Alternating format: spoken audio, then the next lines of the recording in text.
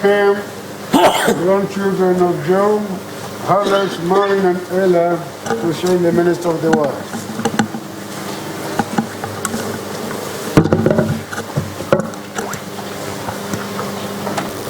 May I apologize to Minister Kagwe that I will speak without Barakoa. I find it easier. And I think I'm far enough from you not to get COVID from you. Your Excellency, the Vice President, the family of Joe Nyagah, and all friends and relatives gathered here today, I think I want to say good afternoon. Before I speak, I just want to make one correction that Bill Mayaka and Alice Mayaka would like to make. Bill reminded me that Alice was not actually sacked. After the saying goodbye to Mzee, JJ, there was the forming of a coalition government where there was a big reshuffle in government. Some seats or some positions were axed, some were recreated. It in that process of reorganization that Alice suffered axing, not dismissal, because there was a whole government exercise not targeted at Alice herself. So I hope that will be corrected in the annals of history and that a clear perspective will be received. Secondly, Norman, let me apologize too that the Prime Minister Raila Odinga could not come, but he sent me a message to be read to the family in memory of Joe Nyagah. It's a very brief message, which I will read before I give my own eulogy to my dear friend Joe Nyagah. We are here today to bid farewell to a decent and a truly honorable man. In life, Joe Nyagah was a true representation of what all of us wish to be: good citizens of the Republic of Kenya, able to build the type of country we all wish to have. He was non-tribal, while respectful of the unique cultures of our diverse citizens, proud of our country while recognizing and pointing out its failings. He was God-fearing and deeply proud to be born again. This was a status that he never shied away from pronouncing to his friends and foes alike. One of the things that struck anyone who came face to face with Joe was his graciousness, his smile, his reassuring presence, and his honesty. Ever so optimistic, hardworking, and deeply patriotic, Joe strongly believed that it was possible to turn Kenya into a prosperous, non-tribal nation through the honest efforts of all leaders and citizens and through sheer hard work. I believe it was in the pursuit of this ideal that he surprised the community of this region and chose to work with us in the Orient Democratic Movement in the run-up to the 2007 elections, probably well aware that it would cost him politically. In his small way, he was trying to break the divide that plagues our survival as a nation, and many times turned deadly. Joe was a worker, and an extremely disciplined one at that. When I nominated him, not me, Raila, as Minister for Cooperative Development, I knew he was equal to the task. But nothing prepared me for the lengths he would go, visiting different parts of the country and reviving cooperative societies that had long died, or creating many new ones from the scratch. He revived a sector that was then mired in numerous problems and laid a firm foundation that will serve this country for years to come. In Joe's death, our country has lost a fine public servant. Having served as a diplomat, corporate leader, MP and cabinet minister, among other portfolios, Joe Nyagah left a mark in virtually every facet of our nation's life with great success. But one of the projects that remains a work in progress and which he was passionate about is the unity of Kenyans, regardless of tribe, race, faith, age, or gender.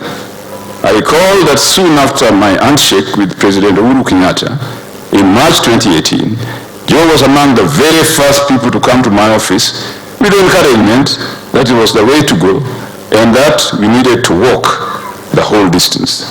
That remained his message to me until his timely death. In Joe's death, we have lost a patriot of our nation. I have lost a friend and a counselor. May his soul rest in eternal peace. Raila Odinga, EGH, December 19th, 2020. Norman, I will hand you the physical message when we leave here. Ladies and gentlemen, when I was sitting here with Sisi Mbarire, and then Sisi saw in the program, or heard, I don't know where he had it, that I was godfather to Mwaniki. He looked at me, she looked at me and asked, "Is that real?" I told her, "Yes, it is." And we laughed because she couldn't believe, in honesty, that I can be a godfather. I mean, Sisi, that was another discussion. But as you can see, as roguish I am, I have been a godfather to an extremely well-disciplined and well-brought-up child. I'm proud of Mwaniki. And I'm proud of my role as a godfather, which is the only role I played in life worth talking about. And I hope that somebody will look at me and say, "Come and be godfather to one of my siblings or one of my children." That's an application which I extend to everybody. It's a job that I will clearly welcome, seeing how successful I have been with Mwaniki. Now, ladies and gentlemen, like Nash, I am going to read my speech. It's not very long, Norman, but since this is today's, can you give it tonight to him? Give that to, yeah. I know why I'm giving it to him. Today is Joe's day. And having lived in this world for 72 years, I hope you will be patient enough to listen to us talking about our friend. I was asked to talk about friends of Joe, and there are many here. Friends from the Lions High School, like Amos Wako, sitting over there, Sally Kosge, sitting somewhere, and many more that I've seen in this congregation today. That's the reason why I'm wearing this tie, this dear Lions High School old boys tie. And by the way, when a vice president, deputy president, men never grow up. Men are always boys. It's only women who grow up. If you want to know that men never grow up, just ask a man what relationship they have with their wives. And the wife will tell you, your sock is smelling. Where did you leave your underwear? Men are always boys. That's why the connections and relations we make at boys last so long in life. It is therefore with a very heavy heart that I write this piece as a tribute to my friend Joe Nyagah, who passed on this month in Nairobi after a short illness. A gentleman with a tremendous sense of humor. He was great company and a friend in need as well as friend indeed, in the true sense of that famous saying. He had friends across race and color. He was omnipresent in Kenyan politics as a parliamentarian, minister and diplomat. He made a mark in history. I first knew the Nyagah family through our late father, the Reverend Canon Hesbon Shimei Nyong'o, who used to tell us stories about his days in Nanyuki during the Mau Mau. In 1953, my father had been posted to Nanyuki as a young Anglican clergy serving the King's African Rifles. We were not expected to visit father, nor did he ever come home for holidays for the 3 years he served in the army. But he made many friends within the church in the Mount Kenya region, and one of them was Jeremiah Joseph Mwaniki Nyagah, Joe's late father. The others were the late Bishop Obadiah Kariuki and the Reverend Sospita Magwa, both of whom he had known during his training as a clergy at St. Paul's Theological College, Limuru, now St. Paul's University. These names were familiar to us in the many stories Father told us of his exploits as an Anglican priest serving in a war zone. From the very beginning, many ties bound us together. Hence the title of my tribute, The Ties That Bind. In 1962, my late brother Agri and I joined the Alliance High School when the legendary headmaster, Edward Carey Francis, was heading the Alliance High School on his last year of service. 2 years after that, Joe joined the same school. Agri and I felt we were meeting someone we had known for a long time, if only from the stories Father had told us about his father.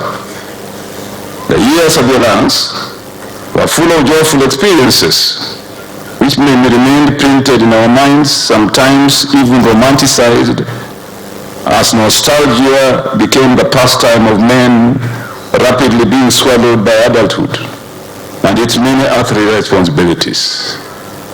Great ties that bind. The school motto at Alliance High School was strong to serve. It was instilled in us in hymns of redemption songs and songs of praise twice a day, morning and evening, except Saturdays. The sermons were not devoid of it either, nor were speech days and pep talks that teachers engage in when disciplining a boy who, for some reason, might have behaved contrary to school rules and the school motto. We were fully involved in extracurricular activities such as drama and music, while also walking hand in hand in the famous valley with girls from the Alliance Girls High School. We didn't do anything more, as Mary, Joe's sister, can testify to that, since she was in the same class with my sister, Susan. So if they thought we were looking after them, we also feared they could report on us. Great be the ties that bind. Joe was a singer of known repute. He belonged to a band called The Strangers, together with Abdallah Baker, Ben Swai, and the retired Bishop of Butere, Michael Sunday. Their only revival band at the Alliance High School ecosystem were the Strollers, where Joe Nyagah, Sammy Mwangi, Ben Mumu, and Joe Nyagah styled themselves as the Beatles. One can therefore understand why Joe grew up the way he did, why he was such a stickler for decency, discipline, honor, fairness, work, punctuality, public service, and civilized behavior. Joe was a civil man, but always relaxed and self-effacing in many ways. He not only stepped into the footsteps of his father, JJ, but lived up to the spirit of the Protestant ethic. Till we meet again, by his counsels help and hold you, in his arms securely fold you. God be with you till we meet again, till we meet again, till we meet again. God be with you till we meet, till we meet, till we meet again, till we meet again. God be with you till we meet again.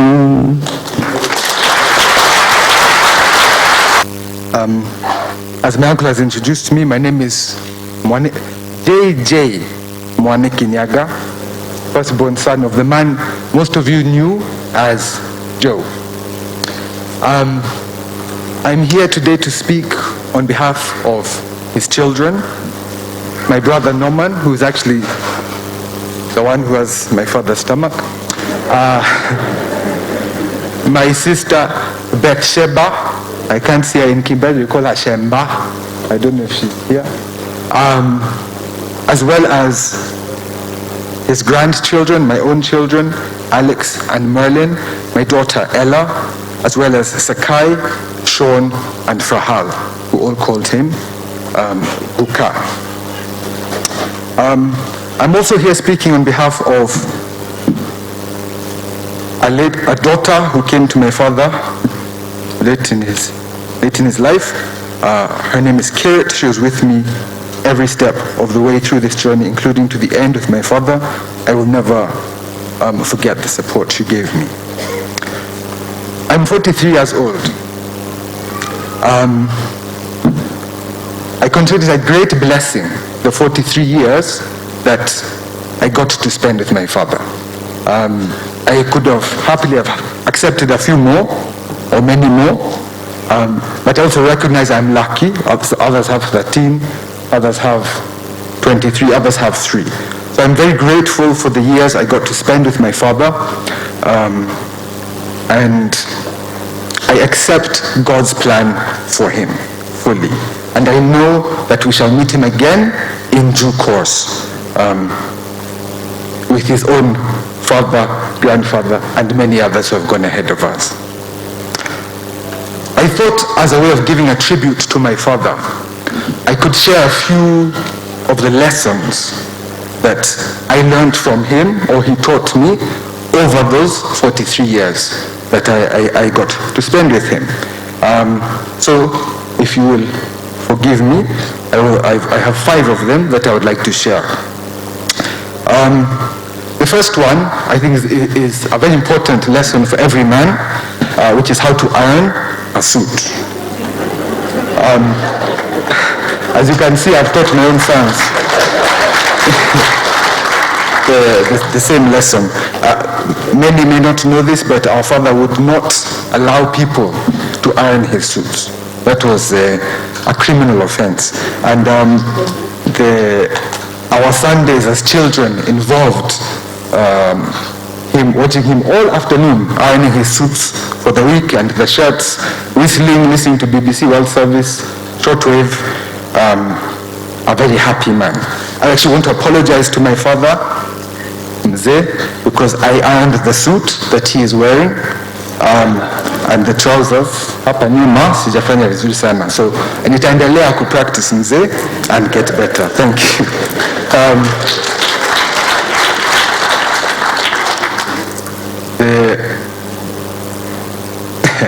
The second one, this is a lesson my father repeated to me on a weekly basis, probably for the last 20 years, and I note Mr. Mayaka will like this. My father made it very clear to me every week, as did my godfather, Professor Anyang, a few days ago, that there was no such school in the Republic of Kenya as Alliance. That school does not exist, and I heard this every week.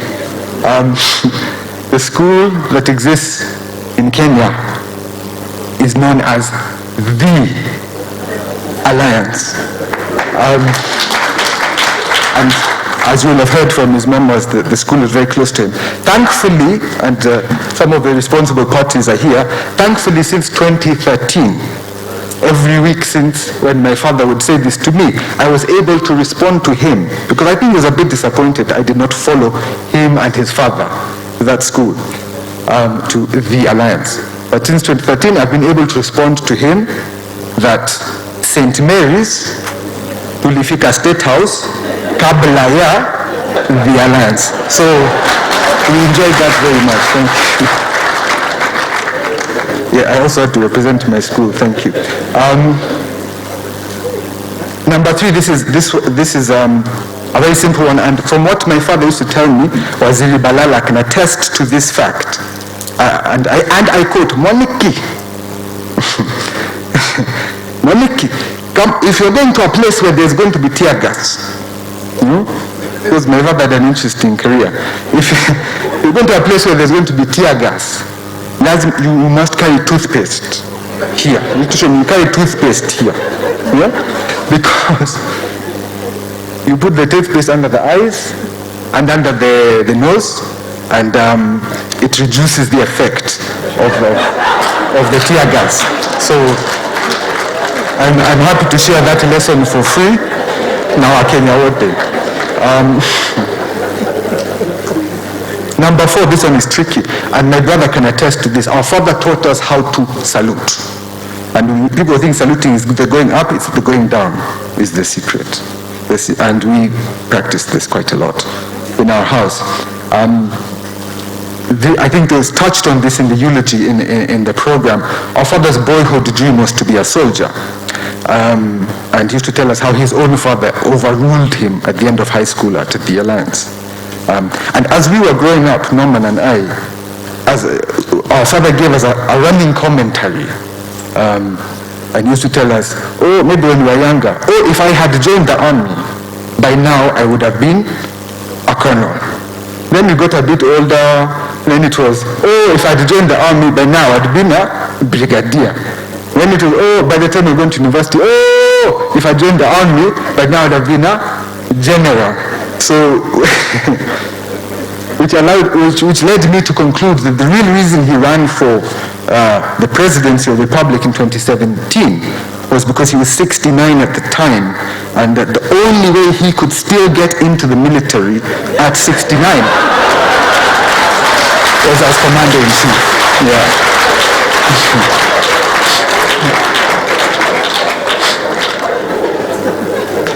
The last lesson I'd like to share with you all today is in many ways the most important lesson. It's also the hardest to put into practice. However, given that this lesson is an official Nyagah family trade secret, I cannot share it with you today or my uncles would kill me. So we can meet in Umaya tent. Thank you. On a slightly more serious note, and I see Joe Nyagah with us here. My father was a very strong man, physically strong. He was 72 years old. He walked 10 kilometers every morning at 5 a.m. Myself and my sons tried to keep up with him, and we were defeated. The truth is that COVID took him in 4 weeks. Joe Nyagah has been telling us all year, and perhaps we have not been listening. But sasa tumeona na macho, hii kitu ni real. This was a very strong man. It is real. I would like to use this opportunity to urge all my age mates, my children's age mates, your parents, your grandparents, do everything in your power to protect them from this virus. It is real until the vaccine ifike si mbali. Yeah? Naomba on behalf of my family and my father. Thank you. And Yamisho, just to say, to repeat what Mr. Nyagah said in the eulogy, it is true. My father once said to me that I would inherit all his friends and all my enemies. I'm delighted to be surrounded by his friends today. On behalf of my family, thank you very much. Dad, we love you forever. Thank you. You give your condolences.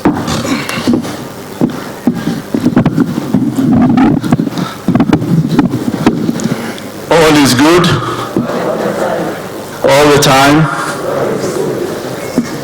Your Excellency, the Deputy President, colleagues, the family of Joe, distinguished guests, ladies and gentlemen, Governor of Embu, the Speaker of the National Assembly.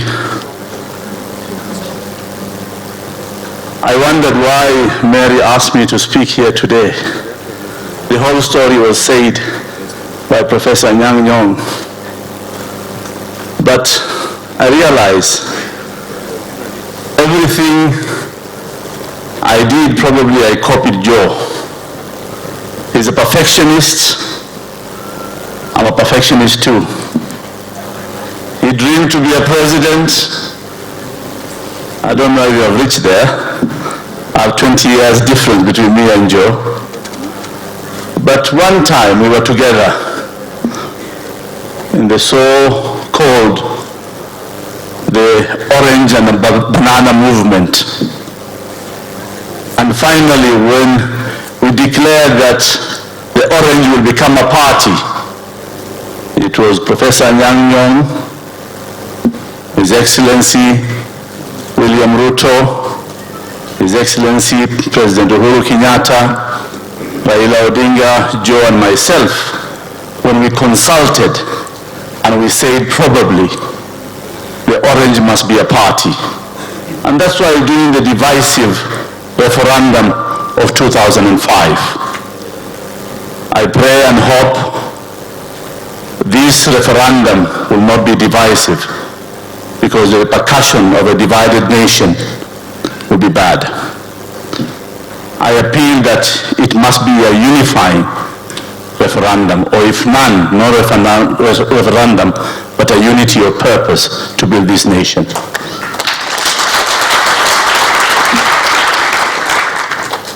So we went through that, formed a party. There was a presidential nomination among the party. I was the member number 101 of ODM. I ran within my party. Suddenly, Joe Nyagah followed.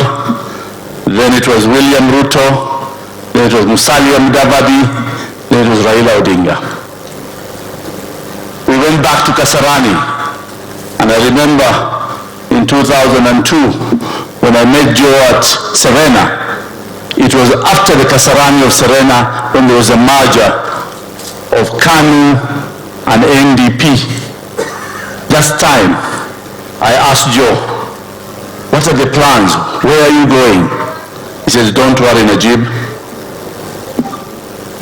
I will be in government by any ways. In any equation, he will be in government. I said, fine. So you've seen now, I've learned, I am in all governments. And even the next one coming, I will be in there. So Your Excellency, I don't know if I'll be in your government, but I know I will be in government.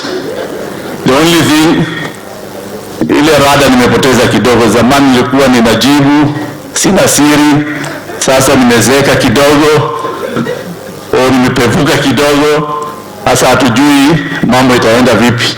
But I can assure you, if you mean good for this country, like Joe was, committed, honest, with dignity, and no politics of deceit, then this country will move forward and the good people will lead this country. Hiding. And that's why I didn't know the story of a toothbrush or a toothpaste. But I can tell you, we didn't mean bad. We just wanted the right things to happen again. So yes, we came a long way. And I can tell you as well, every time things happen, I ask him. He said, don't worry, we shall be in government. 2008, we were in government, all of us. 2013, some of us, led by Uhuru Kenyatta and William Ruto. 2017, the same thing. 2017, I asked Joe, what are you doing? Running for presidency for what? We are already in government. He says, don't worry, now you'll be in my government. So I told him, fine, let me go with my own government, and when you form it and we lose, I'll join you. So then he comes back and says, now I retire. You know, I have a young daughter, a young wife, and I'm going back to the village. So I said, fine. So occasionally we meet at my house in Kileleshwa, we are closer, we are friends, and yes, Joe, I can say, I will miss your counsel, I will miss your wisdom, I will also want to say you have been a great man for this country. Rest in peace, my brother, God bless you.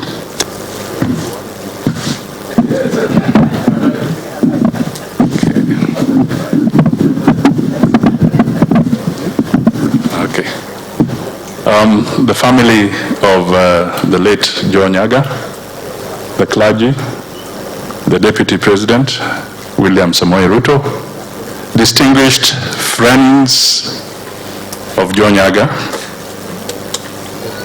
And if they are enemies, I also acknowledge you. I will be very brief because time is against us now. But the first thing is to really convey my deepest condolences as a friend and also on behalf of my family upon the demise of Joe Nyagah, a good friend, an elder brother. But let me just say one thing. The picture of the Pentagon that was there, it's in the program. That was quite a moment. We were at the Ferry Park Hotel and we were preparing to go for the ODM party nominations. Tense moment, but there we were. Now I want to talk about this because it was a humorous moment as well. And Anyang' Nyong'o is here. You know, Anyang' Nyong'o was also the IBC at that time. I can tell you those nominations were tense, exciting, but at the end of the day, after that nomination exercise, we stood together at that time and said, once you've gone through the process, and there's now an outcome, and at that time the outcome was that Raila had been nominated as the presidential candidate. We were left with two options, either to walk out and quit, or to unite and coalesce so that we can proceed to the next level. We chose the latter. We united at that time and we moved on. Why do I speak to this? I speak to this because Joe was a diplomat. Joe played a role in making sure that we remain together. Interestingly enough also, Joe was very witty, just like his brother, Norman. And I've seen the same wit coming through the son, and literally it seems to run through the entire family. Joe was witty. Joe could speak. Joe, by the way, understood the deep state.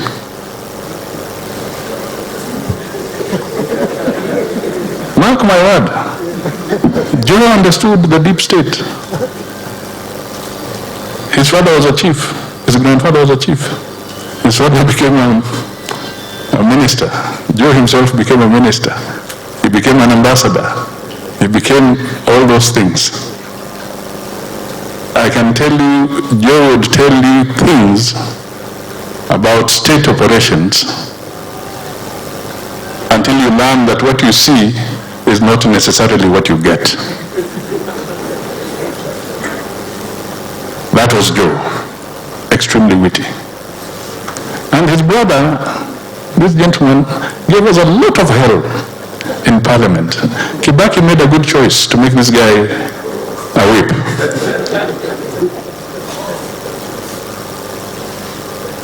Norman was perhaps one of the best parliamentary whips that we have seen in recent times.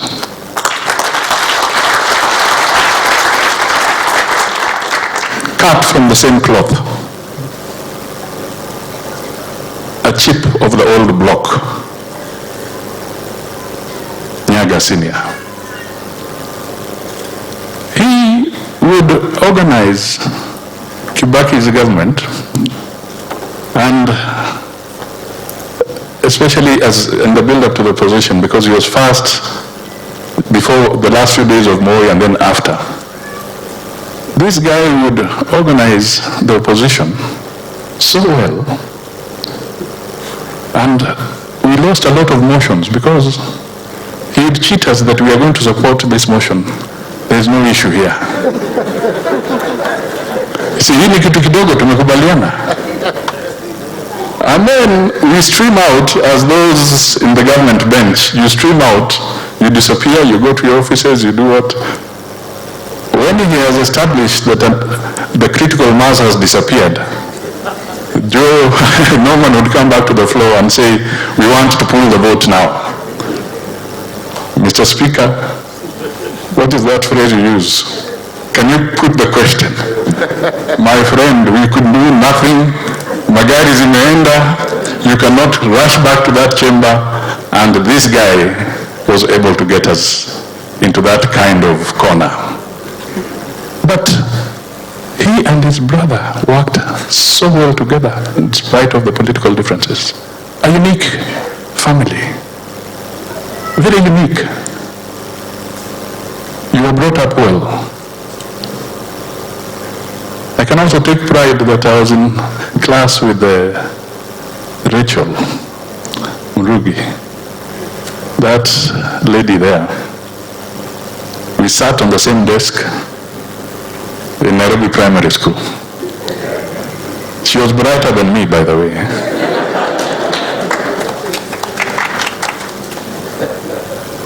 But here we are today, bidding farewell to the brother, and we say, this is Kenya. Let us make ourselves truly Kenya. Let us unite, let us not be divisive.